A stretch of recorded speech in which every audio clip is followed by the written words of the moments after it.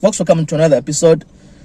Argentina played Springboks on Saturday night, and won that game, guys. They won that game. It was played in Santiago, in a very nice stadium, beautiful stadium they have there in Argentina.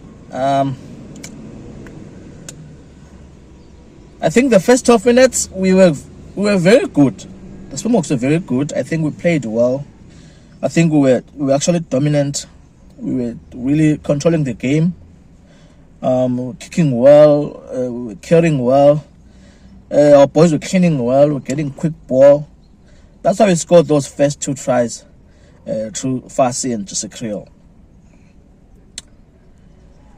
I think after 20 minutes, they had position also on their side, Argentina. Then they started playing some rugby also. We could see that they were very sharp. They were sharp. Their attacking was very coordinated, and they were very intentional where they were attacking. And they were finding a lot of space in between our boys, in our defense, a lot of holes. So I think this pressure forced our boys to consider yellow card to Ketley Arendse. It's tackling. It went low on Carreras, and then we had to consider yellow card and we had to play with the men down in that first half. Yellow cards come from pressure. I think if you're under pressure and you're forced to do things you're not used to, or you're caught off guard, usually consider yellow cards. And I think that tackle by Ketley Arendse is an indication that the box defense was under siege or under attack. I think this yellow card allowed Argentina to really now be confident. And they're a good side, Argentina. They're top side, we know them. Top 6, top 7, top 8 at times. So if you're a man down, they will see, they will manipulate the defense and they will find spaces or to exploit that extra man. No, that one man, that space. Sorry. And they did that with the Springboks.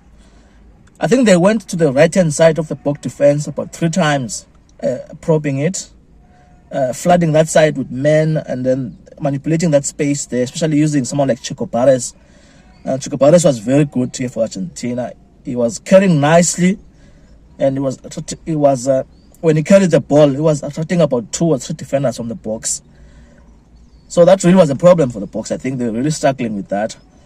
And also the way Argentina were attacking, guys, they were really good. They were really slick. The short passes between their men in small spaces, they are really hard to defend when they do those things. They can have 2 men, you can have 3 guys in a very small space. They can really exploit you even then because they are really soft with their hands. So they really did that here. They went to the right-hand side. They found space there twice out of 3 entries. On these 2 times they found space, they scored tries through Matera, and then they also scored a try through Carreras. The first try by Carreras, there was still no yellow card. The second try, there was a yellow card to the box. These 2 tries gave them confidence now, and they were really playing well. There was variety in their attack also. Sometimes they would look like they are gonna, from a rack, they would look like they're gonna go to the open side, and then the number 9 would switch up, and then they would attack the short side, blind side, and this would really be a problem for our boys now because they were struggling to defend against this varying attack, and And the box also had some inexperienced guys on their ranks, so it was really not that easy for them to adjust to this changing attack all the time.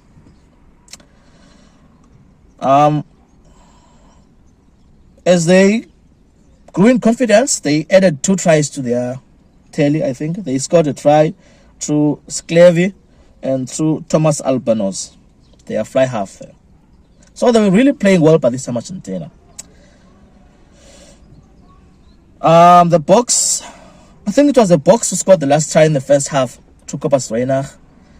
It was a lone try actually. He just had to make a quick tap, found space, and then he scored on on the left corner of the Argentinian try line. So by halftime, the score was 26 Argentina, 22 to the Springboks. So not a good first half, actually. Not a good first half for the Boks. First 12 minutes was good, but the last 35 minutes or 30 minutes was not good. They were really on the back foot. Argentina were controlling this game. It was very loose by the end of first half. I think the second half started well for the Boks. I think they came up with a new strategy. They came up with a new plan. They were playing a very controlled game. They were kicking very well, actually. They tightened up the game. They were relying mostly on the set piece by that time, and it was working well for them. They brought in some subs, Low, Eben Esabeth, Vincent Koch, Liebok. They brought in also Quagga Smith. So they really started to play well here by this time. But there was a time when they were turning away a lot of points for a corner. But now the issue with this is that Argentina were very smart to hang on to the game, because I think Argentina knew that if they could distract our lineouts, they could really be in the game. And they did that here. Whenever we went for the lineouts close to their 5-meter line, they would distract us, and then we would end up losing the ball to Argentina. So they really were smart with that, Argentina. On the scrums, we were dominating them nicely, but now the scrums were a bit far also from the poles. So that's why I think maybe the boys were kicking a lot. Towards the end, there were big moments, guys, in this game where we could have won the game. The Boks could have won the game. But our number 10 made some mistakes. The first was to kick for touch. He kicked the ball dead. The second mistake that happened was that sitter that he had where he's supposed to kick for poles, but then he ended up missing the poles. And these mistakes, I think, really costed us. Apart from those mistakes, I think Liebok was good on the game, guys. I think when he came on, he changed the game for the Springboks.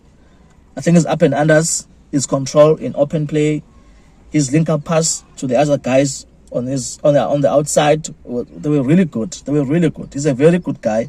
I think he's one of the most aggressive fly halves we have in the country, if not the most aggressive attacking fly half. He's the one guy who knows how to attack.